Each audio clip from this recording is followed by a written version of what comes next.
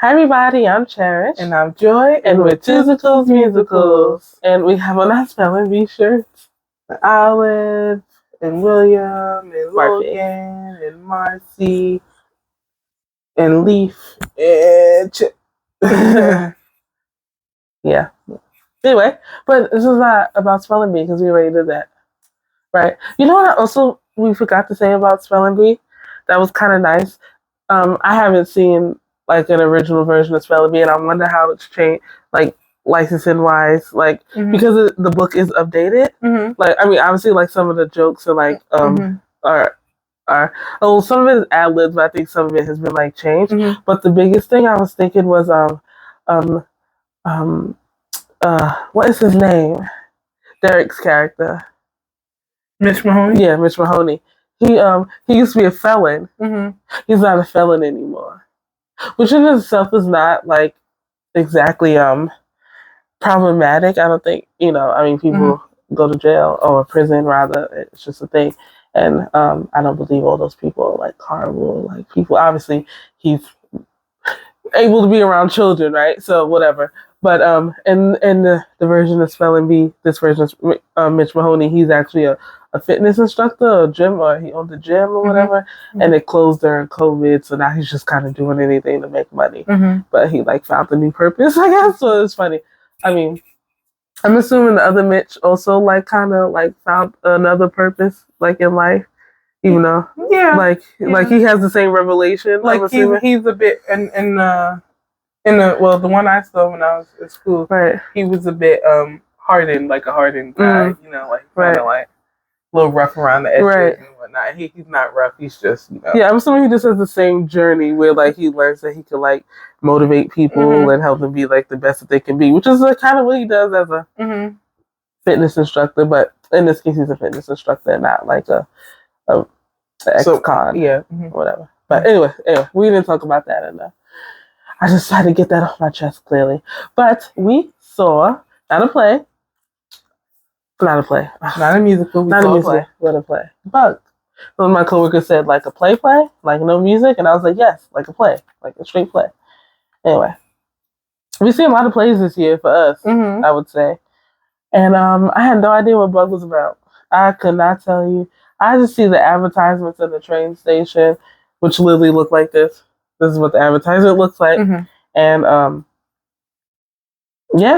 and then we're members of Manhattan Theater Club's 30 under 35. Oh my gosh, we only got like 2 more years left with that. Maybe by the time we like get up there, they're like pushing to 40. I don't know.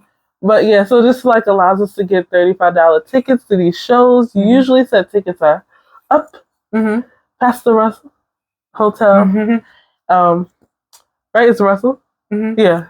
I was like, did I say that right? Yeah, Russell Hotel, yeah. Up. Usually the seats are like way up there. We actually don't take advantage of 30 under 35 enough, I don't think, personally. I feel like we should. There have been a lot of things that have come through there. We were like, oh, we should go see it. But like you have to snap up the tickets. Yeah. And we don't snap them up like they're gone. Like, sometimes we can't. We don't snap them up in time.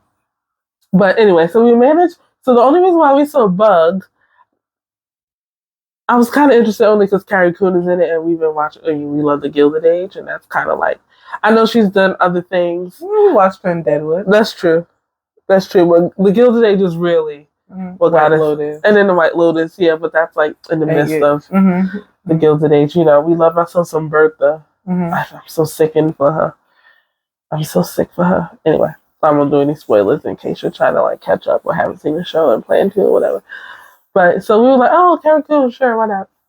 And but we got this because there was a special like deal, and they were just like, if you come to these performances, and it's like the evening performances was the Sundays. I think they were all Sundays. Yeah, all Sundays, which I guess maybe it's harder to get people in the seats at that time on Sundays, at least during this time of year, maybe. But I thought a lot of people would be seeing shows, but maybe Manhattan Theater Club's a little different. It's a little different. Kind of like safe. Yeah, and you know what? There were a lot of seats still. I don't know if that was people not making it or if they just didn't fill them, but we took advantage of that. And basically, they gave you like prime seats, essentially, which was nice. The trade-off was we had to be out at like 8:00 on a Sunday and sit through the play. blah, blah, blah. But you know what? We said, you know what? The holidays are coming up.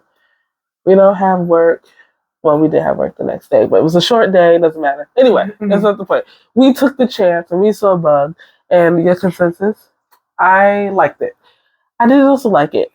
It took me, now I'm doing this thing where it takes me a while to get into this. I understand that. I really got invested towards the end. Like the final 20, well, not 20. Like the second act. Mm-hmm.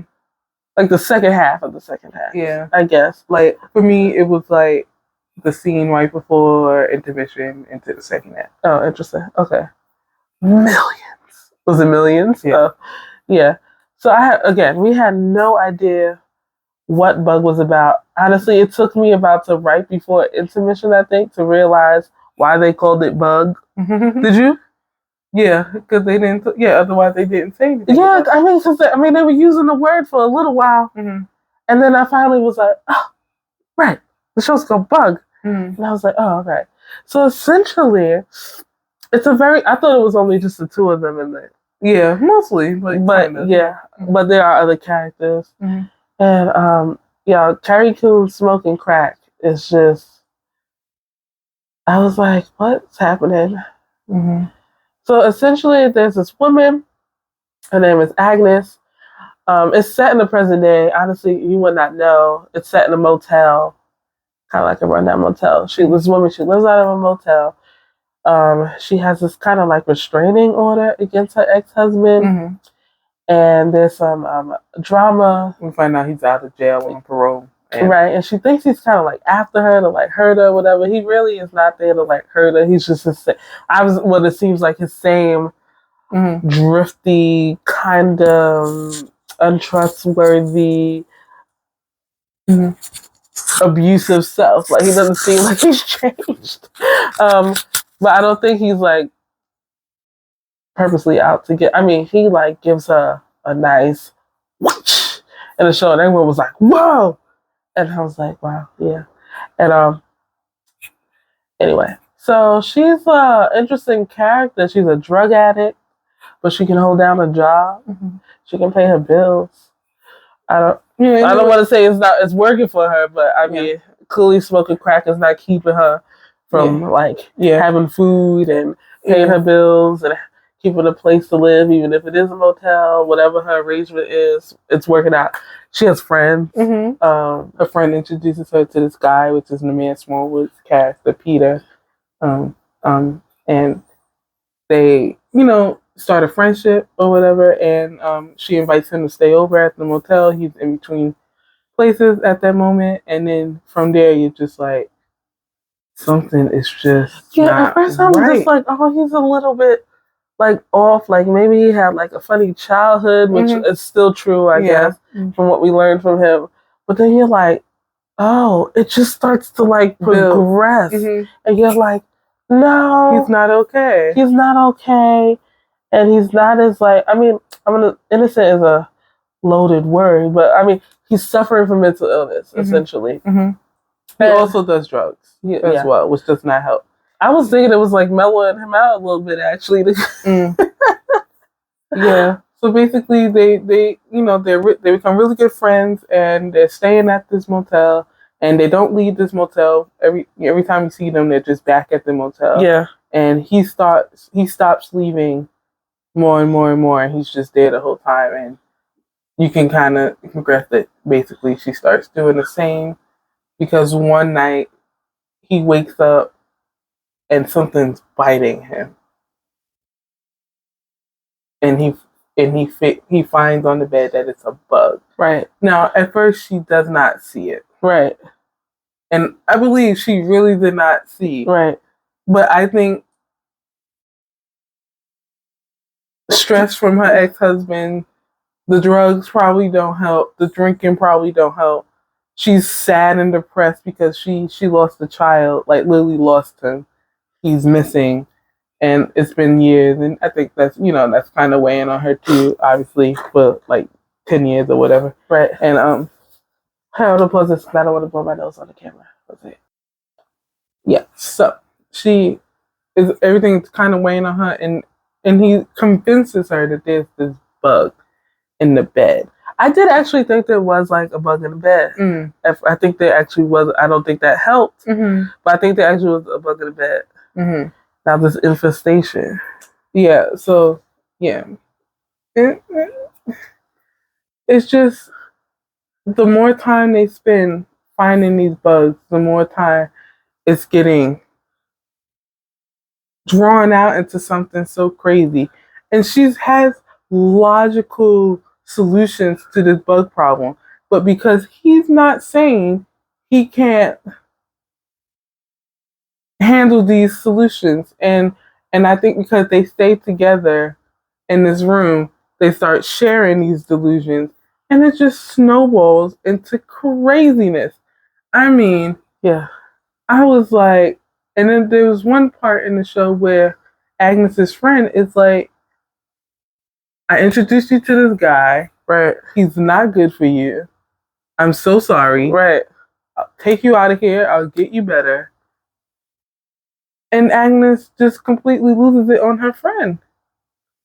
And at that point I was like, oh, you cannot help her right now. No, she's gone. Like, she's gone. And I don't know. It's just whatever accent Carrie Coon sounded like herself, but with an accent. I don't know. Yeah, they're in Oklahoma. So she kind of has a sudden accent, like a twang. So it just imagine. You call Oklahoma the South? It's the West, right? I would call it Midwest. It's the Midwest. Yeah, I think so. Okay, I think. I don't know. The Oklahoma doesn't have mountains, right? It's just plains. It's flat. It's the Midwest, then, right? I think so. I think once you hit mountains, it's the West, right? Maybe. More or less. Okay. Or north. Yeah, north. Whatever. Yeah, anyway. It's just she... Fly over. She is just... You're like... It's actually very sad. So I'm like, here these like two people and I'm just like, they could be friends. Like they but they... If they were healthy. They're not there. They were just... They can't coexist together. And when you think that she might actually get some help, it just gets worse. Oh my God. And like, besides the friend helping, there's another guy here to help. And it just makes it worse. I mean, I was we would kind of giggle. Everyone was like really shocked. The church and I were giggling because like crazy. It just, he just sounded like somebody like as the play progressed, just if you ever been on the train, or I guess you don't even have to get on the train, but you see it a lot on like the trains, like the people like talking to themselves, and you're like, what? And it's like, I was like, this is him.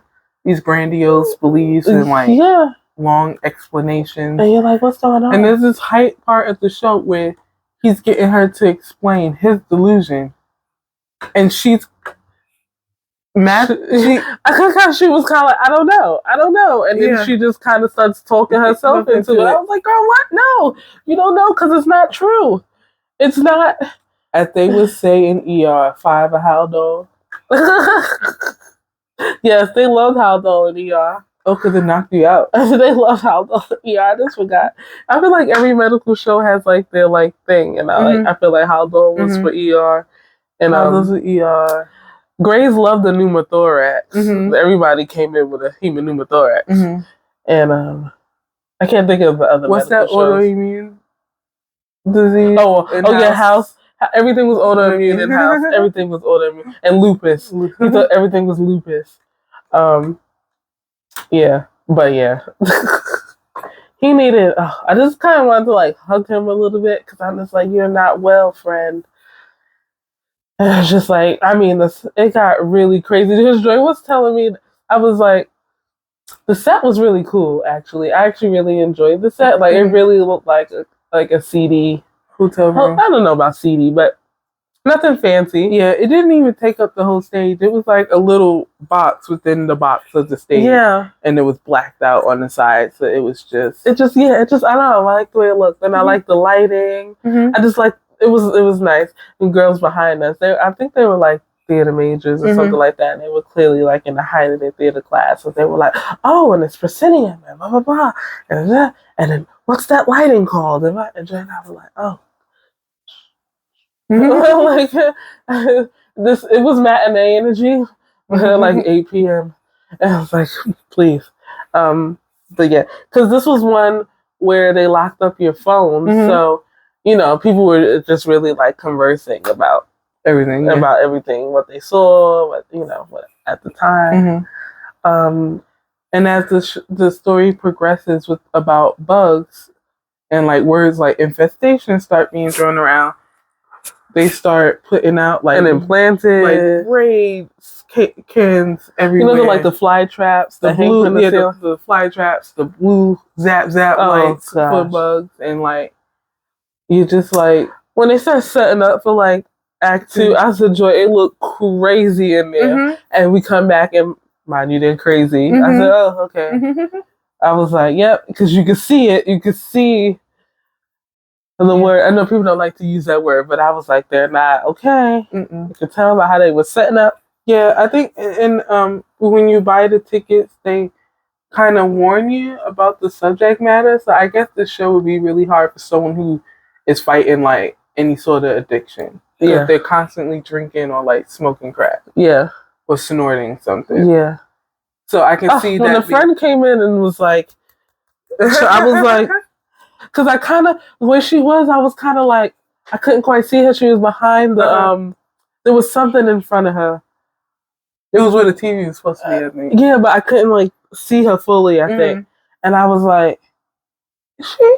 And then she went back over and she went, and I said, oh, yeah, that's what she was doing. Yeah. And that's what she was doing. All right, sure. I wonder what they gave her, because I remember in Audra talking about when she did Porgy and Bess, it was sugar at first. And I said, now why would you do that? And it hurt, because, the grains, of course, and like, I was like, why would y'all give Audra sugar to snort? I was like, what? First, I was like, you can leave this to the imagination. She doesn't have to snort anything. Like, she could just pretend to snort. I was like, what? I don't remember what they ended up giving her. Yeah, I can't remember. It's like flour or something. But I feel like you shouldn't be snorting that either. No. First of all, we would get a nosebleed. Oh my gosh, yeah, no. Or sneezing. I feel like we're called sneezing. I was like, how did they? I would just pretend. I would just have her pretend. Like, it's Audra, I'm going to believe anything, like, to be honest. But yeah, she was doing that. And then and I was like, I'm so curious about that. Someone comes in and shows them how to be a drug addict. Like, someone's like, no, that's not how you do it. And I'm just like, can you imagine you going in and you do it perfectly and people are like, wait. Like, whose job is that? Whose job is that? So yeah, it's probably in here. Whoever's job that is. No offense to the people who are struggling with addiction. Yeah, so this is not a great show if you struggle with addiction. This is not a great show if you're paranoid. Oh yeah, if you're struggling with some sort of like mental health, this is not a good show for you. This is not the show you want to go to. Yeah. Unless, well, I guess it depends on your mental illness, I suppose. But yeah. Don't take your schizophrenic. Yeah, I mean, I had read that it was pretty intense and stuff, and I think I was expecting it to be more intense. I thought it would be a little bit more darker. It took a while to get there. It took a while to rev up to it. For me, yeah, I think for sure. Like, I wasn't scared of anything. Like, there wasn't much, like, I was holding. Yeah. Like, I was expecting it to be a little scarier somehow, some way. Yeah. But it wasn't. And they lock up your phones because there is a lot of nudity. From both actors. Yeah. For extended periods of time. I mean, I'm thinking about Take Me Out. They were not naked for a long time. But, I mean, they still locked up our phones. I mean, this is a show for sure you should be locking people's phones up for. So that, cause and I think Yonder pouches weren't even originally in Take Me Out. No. That happened after someone leaked Jesse's photos. I don't, why would you do that? Why would you do that? I wonder if that person faced any sort of like repercussions. Yeah, I don't know. Because you should be banned from theater after that.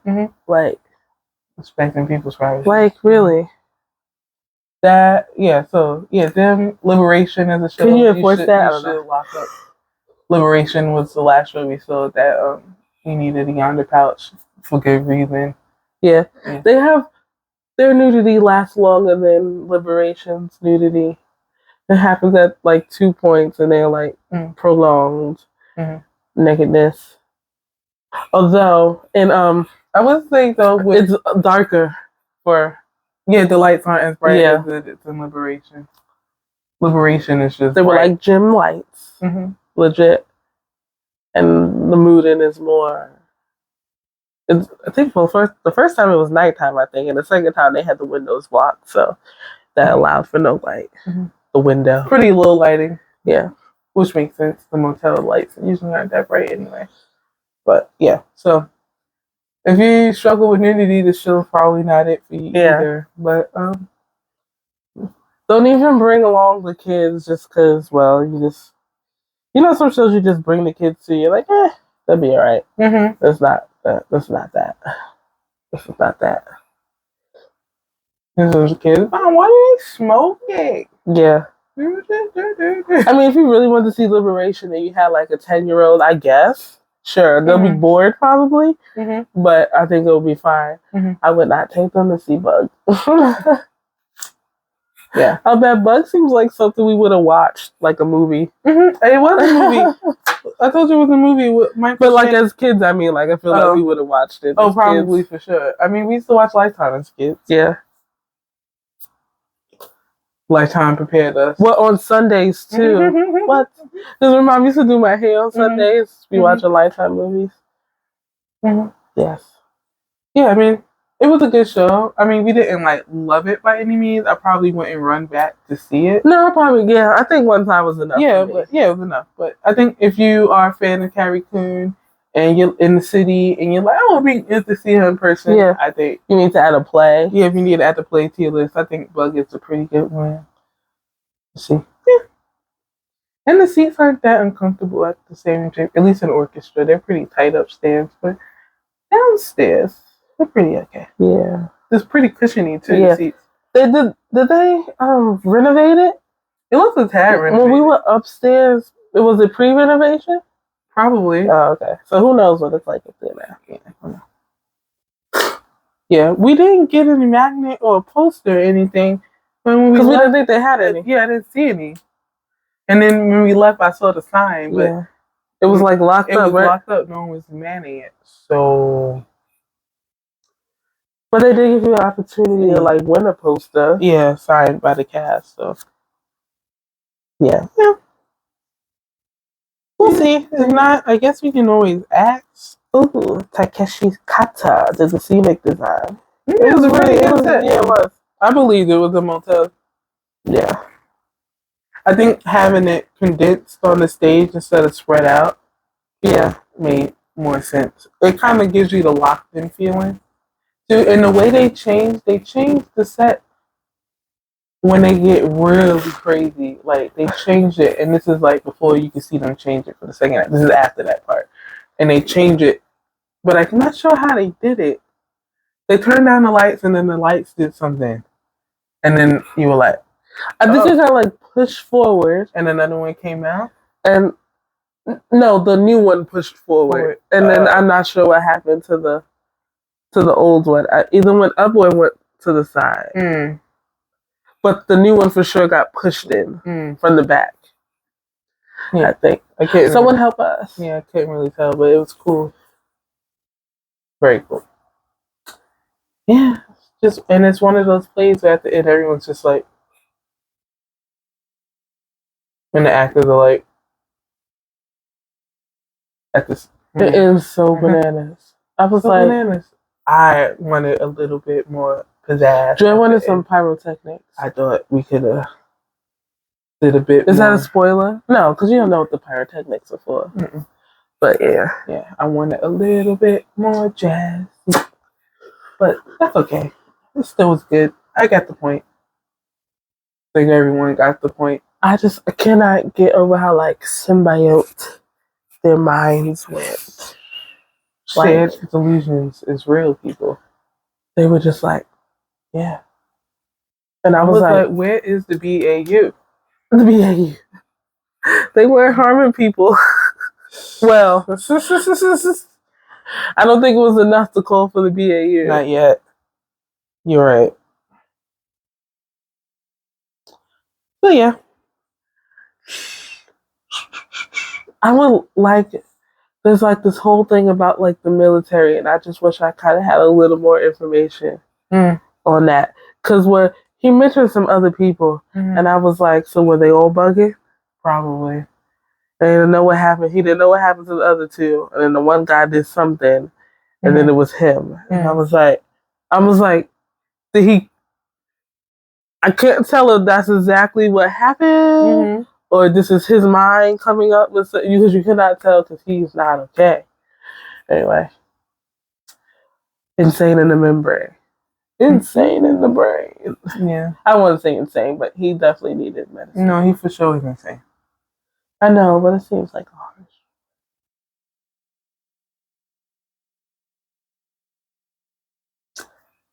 Thanks for watching. Bye. Bye.